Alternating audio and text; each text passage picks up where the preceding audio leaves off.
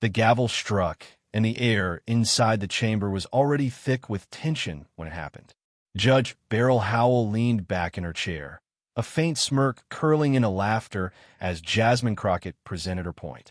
It wasn't just a chuckle. It was the kind of laugh that slices through dignity, the kind meant to belittle, to remind everyone in the room who supposedly held the power. The sound echoed against the marble walls, and for a moment, it felt as though time itself paused. Staffers shifted in their seats, exchanging glances they didn't dare put into words. Observers in the gallery froze, torn between discomfort and disbelief. Some even lowered their eyes, as if watching injustice in real time was too much to bear. And yet, through it all, Jasmine Crockett did not flinch. Her face did not waver. Her voice did not break. She sat there, a still flame in the storm, as the woman on the bench mocked her with a casualness that dripped with arrogance. It was the kind of arrogance that assumed no one would dare challenge it. For Howell, the laughter was a dismissal, a signal to the room that Crockett's words carried no weight. For the audience, it was humiliation, a public attempt to strip her of authority. But for Jasmine Crockett, it was fuel, because Jasmine knew something that the judge, in her condescension, had overlooked. In the folder resting on her desk was more than just paperwork. It was evidence meticulously gathered and undeniable. It was truth sharpened into a blade ready to cut through the veil of mockery. The silence stretched, a heavy pause after Howell's laughter, until it became unbearable. You could feel the pulse of the room beating faster, as if every single person there was waiting, hoping for Jasmine to crack, to falter, to prove the laugh justified. But Jasmine Crockett was not built to fold under pressure. She was built to rise in it. Her eyes lifted slowly, deliberately, meeting the judge's gaze with a calm fire that told an entirely different story. And in that single look, everyone could sense it. Something was about to shift, but no one expected what came next. The laughter wasn't just an insult. It was a warning shot in a battle that carried consequences far beyond the walls of that courtroom. What Jasmine Crockett was arguing wasn't a minor procedural detail, nor was it some footnote destined to be forgotten in legal history. It was about accountability, fairness, and the right of every American voice, especially those long pushed to the margins, to be heard without being mocked into silence. The hearing centered on a bill that struck at the very heart of democratic values. On paper, it was wrapped in neutral language: oversight, procedure, efficiency. But for those who paid attention, it was clear what was really at stake: who gets to decide the truth, and who gets silenced in the process. This wasn't merely a technical argument. It was a fight over whether evidence exposing political wrongdoing would ever see the light of day, or whether it would be buried under the smirk of those who thought themselves untouchable. Cameras were rolling. News outlets had already set up their lower thirds, preparing for clips that would run non-stop through the evening cycle. Commentators were watching in real time, eager for sound bites they could spin into headlines. For millions across America, particularly those who saw in Jasmine a reflection of their own struggle to be taken seriously, this moment carried a weight far heavier than the marble architecture surrounding it. And that's exactly why Judge Howell's laughter cut so deep. It wasn't just her mocking a single congresswoman. It was a symbol of how the establishment often dismisses those who dare to speak uncomfortable truths. For every immigrant who had been told their accent made them less credible, for every young woman in politics who had been brushed aside, that laugh was a reminder of the mountain they were still climbing. But here's where the tension sharpened. Jasmine Crockett wasn't simply defending her pride. She was defending the principle that evidence, the cold, undeniable facts, cannot and must not be laughed away. If Howell's arrogance carried the day, it would send a chilling message that the powerful could mock justice into silence. If Jasmine prevailed, it would mean something very different, that dignity, persistence, and truth could still stand taller than condescension. Viewers at home leaned forward. They weren't watching an exchange of words. They were watching a trial of values. And deep down, everyone understood this was bigger than two women in a courtroom. It was about what kind of country America wanted to be a place where truth mattered, or a stage where the powerful laughed off accountability. The air was charged, not only with tension, but with a strange electricity, as though the chamber itself knew history was being written in its echo. Each second stretched longer, each pause between words pulled tighter, drawing the nation closer to the edge of its seat. This wasn't just a debate. It was a battle for dignity itself. To understand why Judge Beryl Howell's laughter struck such a nerve, you have to understand who she was and the image she cultivated. Howell was no stranger to power. Appointed to the bench with the confidence of those who believe their legacy is already secured, she carried herself as though every chamber she entered belonged to her. Her reputation stretched across Washington, sharp-tongued, impatient, and quick to swat away arguments that didn't align with her worldview. For years, she had wielded the gavel like a weapon, dismissing attorneys mid-sentence, raising her eyebrow at witnesses, and turning the subtle act of a smirk into a declaration of dominance. To her supporters, this was toughness, a judge unwilling to waste time on what she deemed foolishness. But to those who sat across from her, it was arrogance dressed as authority, the kind of demeanor that said, "Your truth has no place here unless I grant it permission." Stories of Howell's dismissiveness spread quietly through legal circles. A civil rights lawyer once recalled how Howell chuckled when he recounted the lived experiences of immigrant families, as though human struggle was a punchline, he would later say. Another attorney spoke of her tendency to interrupt, her voice slicing through arguments like a blade, leaving younger lawyers visibly rattled. It wasn't merely firmness. It was a performance of power designed to remind the courtroom of who sat above and who sat below. And yet, for all her authority, contradictions followed her. Publicly, Howell spoke of fairness, of the sanctity of the rule of law. She gave speeches about the importance of judicial impartiality and the dignity of the bench.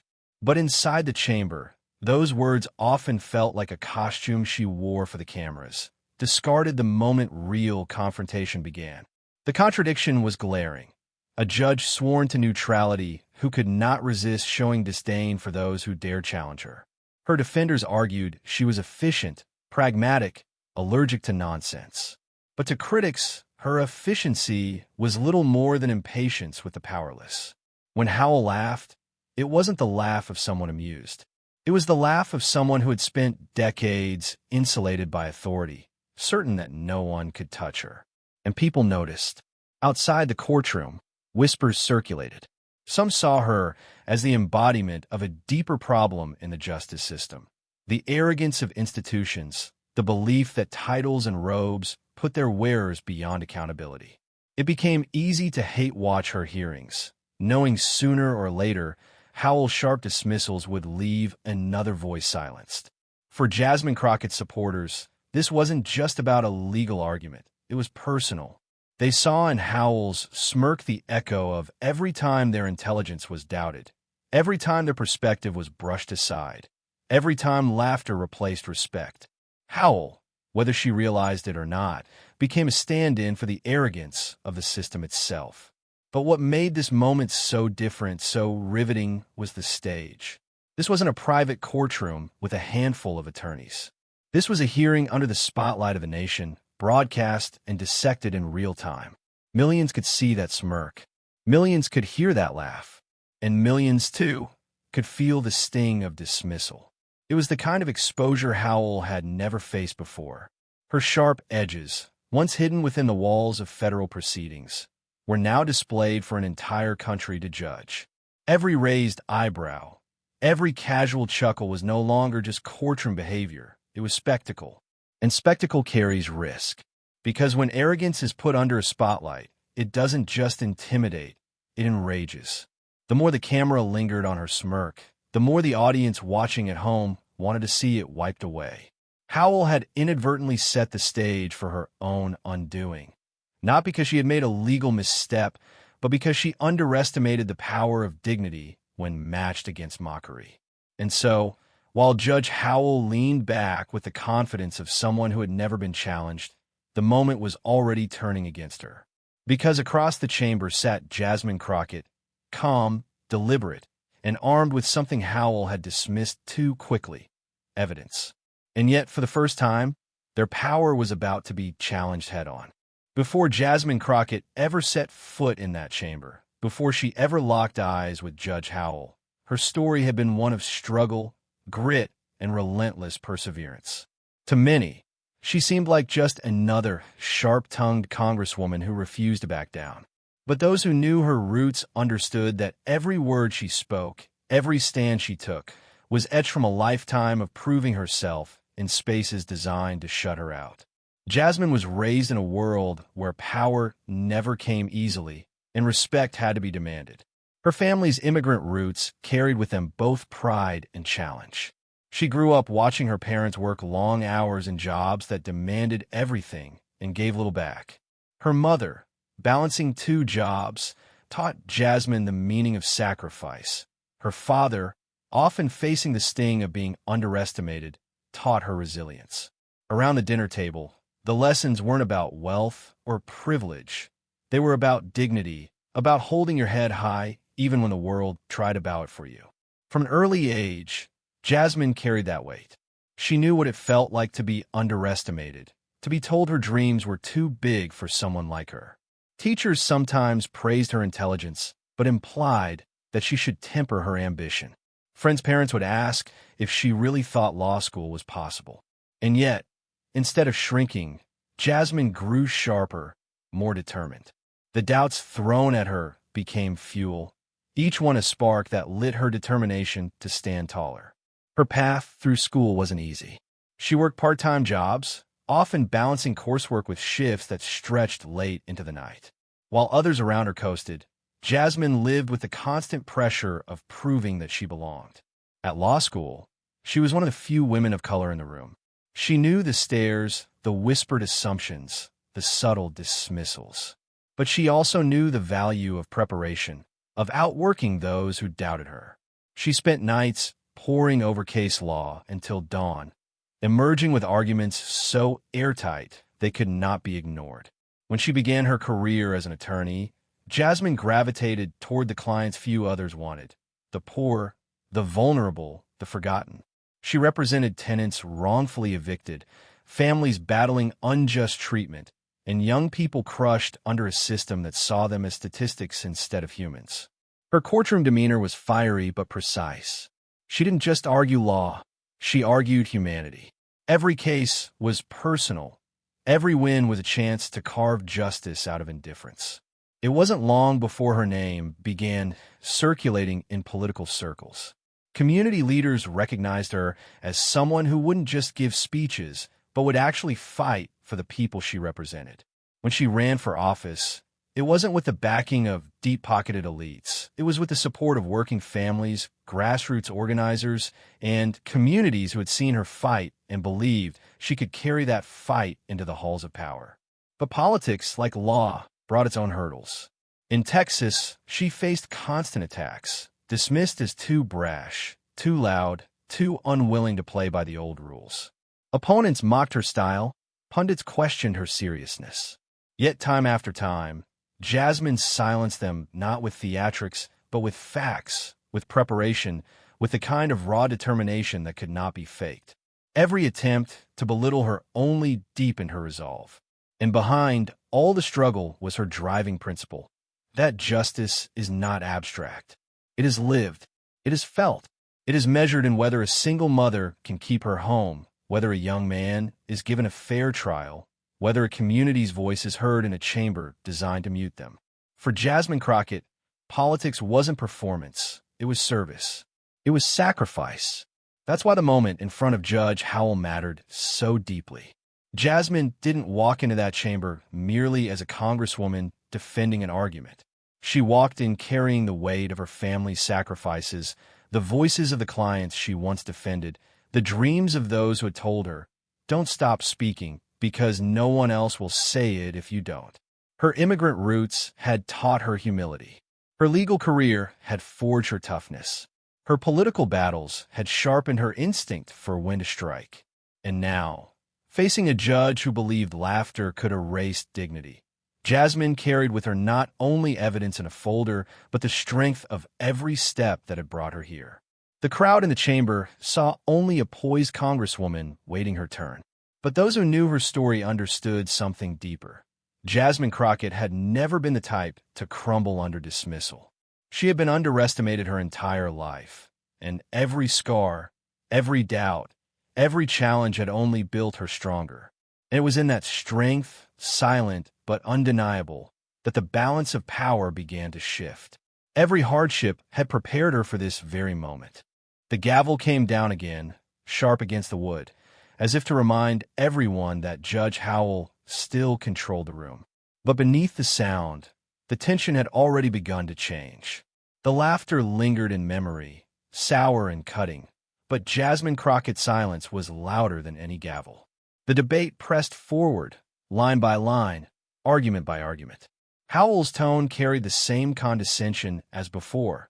She interrupted mid-sentence, brushed aside evidence before it could be fully explained, and tossed rhetorical barbs designed to undermine Jasmine's confidence. Each taunt came like a jab. "Counselor, is that really relevant here? Congresswoman, perhaps you should review the record more carefully." The words weren't neutral. They dripped with dismissal, with the smug certainty of someone who believed they had already won. But Jasmine did not flinch. She let the interruptions hang in the air, answering with precision instead of panic. Her voice remained measured, steady, as if each syllable had been weighed before it left her lips. Where Howell wanted chaos, Jasmine offered clarity. Where Howell pushed arrogance, Jasmine countered with calm authority. The audience could feel the shift. Murmurs rolled through the chamber. Each interruption from Howell met with uneasy glances. Each reply from Jasmine met with a ripple of respect. Observers who had expected a clash of tempers instead watched a masterclass in restraint. Jasmine was not taking the bait. She was building something brick by brick, argument by argument. Still, the judge pressed harder. "Congresswoman," Howell said with a thin smile, "we don't have time for grandstanding. If you have something substantive, by all means present it."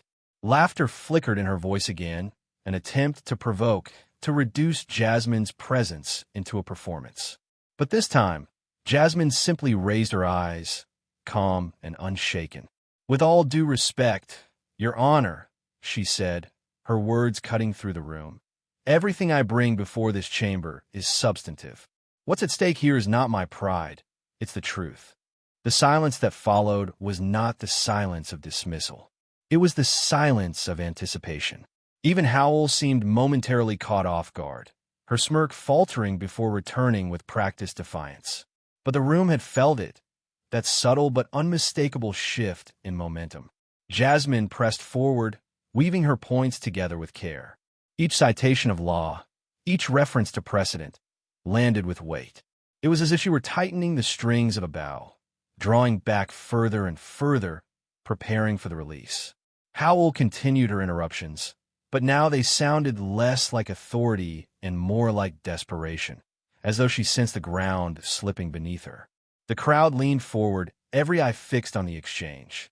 Some clutched their pens, others whispered nervously, and still others sat frozen, aware they were witnessing something rare. Not just a legal debate, but the unraveling of arrogance in real time. Jasmine's calm composure grew heavier with each passing minute. Her preparation was showing, her evidence looming just beyond the edge of the conversation. Howell's laughter was beginning to feel hollow, her authority less certain. What began as a taunt-filled dismissal had transformed into a slow but undeniable escalation, one that Howell could no longer control. And then, she leaned forward, and the entire room froze. The lean forward was subtle, almost casual, but it carried the weight of inevitability.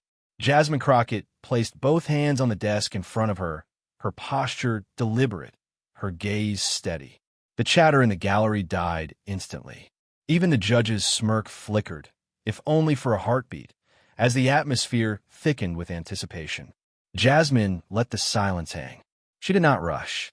She allowed the room to breathe, to feel the pressure of what was about to unfold. And then, with calm precision, she opened the folder that had sat patiently by her side since the hearing began. The rustle of paper was louder than Howell's gavel. She lifted the first document with a deliberate slowness, as though she knew the sound alone was enough to make hearts race. "Your Honor," she began, her voice measured but resonant, "you questioned the relevance of my argument. Allow me, then, to show you why relevance cannot be laughed away." She placed the first sheet before the court, a sworn affidavit from a key witness. Names, dates, and signatures stared back at the room, undeniable in their clarity. "This statement directly contradicts the testimony you chose to privilege earlier. It details the very misconduct I warned about, and it does so under oath." Murmurs rippled across the chamber. Howell adjusted her glasses, her face tightening as she scanned the paper. Jasmine did not flinch, did not gloat. She simply paused, letting the gravity of the affidavit sink in. Then came the second document, financial records, marked and highlighted, each number a nail in the coffin of the opposing claim. Jasmine's voice sharpened. "Here are the transactions, line by line, each one traceable, each one verifiable. This isn't speculation, Your Honor. This is fact." The gallery reacted audibly now. Sharp intakes of breath, the shuffling of notes, whispers that couldn't be contained. Even members of the press leaned forward, their fingers frozen over keyboards, waiting to capture the moment the narrative shifted. Howell tried to interject, her tone clipped. "Congresswoman, we're not here to retry financial." But Jasmine cut in, her tone unwavering. "With respect, Your Honor, we are here to confront the truth. And truth doesn't wait for permission." The line landed like a thunderclap. The room erupted, not in chaos, but in collective awe. Even those predisposed to doubt her found themselves leaning closer, unable to look away. She continued, unveiling a third exhibit, emails, correspondence that painted a story too clear to deny. Each message linked threads of corruption, bias, and manipulation. The audience gasped audibly at the damning language revealed, some shaking their heads in disbelief. Jasmine paused again, allowing the silence to grow heavy before speaking. "These words," she said, pointing to the email on display, "were written by the very people you've defended, Judge Howell. They reveal not just carelessness, but intent. Intent to mislead, to obscure, and to dismiss voices like mine as irrelevant. Tell me, Your Honor, do these look irrelevant to you?" The judge's smirk had vanished. In its place was a mask of composure stretched thin, betraying cracks at the edges. She shifted uncomfortably, her gavel unused, her authority suddenly fragile. The crowd felt it. The power dynamic had flipped, and it wasn't just Jasmine's evidence that had done it. It was the way she delivered it. Calm, deliberate, undeniable. She wasn't shouting to be heard. She was speaking so clearly that no one could turn away. One by one, Jasmine dismantled every cornerstone of Howell's dismissal. Every taunt, every laugh, every interruption collapsed under the weight of documented fact. And she did it with cinematic pacing, unveiling proof, pausing for effect, then driving each point home with surgical precision. With each reveal, Howell's posture sagged further. The arrogance that once filled the room now felt hollow, exposed. The gallery could see it, the nation watching could feel it. For the first time in her career, Judge Howell looked small in her own courtroom. And Jasmine, still calm, still composed, pressed on. "This chamber does not belong to arrogance. It does not belong to laughter at the expense of truth. It belongs to the people. And the people deserve evidence, not ridicule. They deserve justice, not dismissal. And today, that is what I brought." The words hung in the air, heavy and unshakable. Reporters scrambled to capture every phrase, already knowing the clips would go viral. Hashtags would soon light up screens across the country. Memes would spread like wildfire, and commentary panels would dedicate hours to this very moment. The crowd inside the chamber didn't need to wait for social media to know it. They could feel the history being made. For Howell, the unraveling was complete. Her attempts at interruption now rang hollow. Her authority diminished with each passing second. She looked not like a commanding judge, but like someone exposed, forced to face the consequences of underestimating her opponent. And Jasmine Crockett? She didn't revel in victory, didn't grandstand. She simply placed her final piece of evidence on the desk, folded her hands, and let the silence speak for her. It was the silence of a woman who knew she had said enough, shown enough, proved enough. The chamber sat frozen, breathless, the weight of truth pressing down on everyone present. By the time she finished, nothing would ever be the same. The chamber had fallen into silence, but outside those walls, the noise was deafening. Within minutes of Jasmine Crockett laying down her final piece of evidence, the internet lit up like a wildfire. Clips of the exchange raced across Twitter, TikTok, and Instagram. Her calm, unshakable delivery was already being remixed into highlight reels, with captions blazing across the screen. This is how you check arrogance. Evidence, ego. She didn't just speak, she owned the room. Hashtags erupted almost instantly. Hashtag Crockett mic drop trended nationwide, followed closely by hashtag facts over laughter. On TikTok, creators stitched the clip with their own reactions, jaw drops, cheers, and even reenactments of Howell's smirk vanishing in real time. Memes flooded Twitter, side-by-side screenshots of Howell laughing in one frame, her stunned silence in the next, overlaid with captions like, "When the receipts hit the table." It wasn't just ordinary users. Commentators jumped in quickly. Progressive news anchors hailed it as a masterclass in composure under fire. Editorials praised Crockett for reminding America that dignity, backed by truth, can stand taller than institutional arrogance. Even late-night hosts weighed in, replaying the moment with comedic exaggerations of Howell's laughter dissolving into shock. The audience roared, but behind the humor was recognition. Something significant had shifted. Celebrities, too, joined the chorus. Musicians, actors, and athletes tweeted their support, calling Jasmine an inspiration. One viral post from a Grammy-winning artist read, "Every young woman watching tonight learned a lesson. Don't let them laugh you out of your truth." Crockett just showed us how it's done. Activists and grassroots organizers clipped her final words into rallying cries, circulating them in WhatsApp groups, community meetings, and campaign pages. Even rivals couldn't ignore it. Some attempted to downplay the moment, calling it political theater, but their words rang hollow against the tidal wave of online celebration.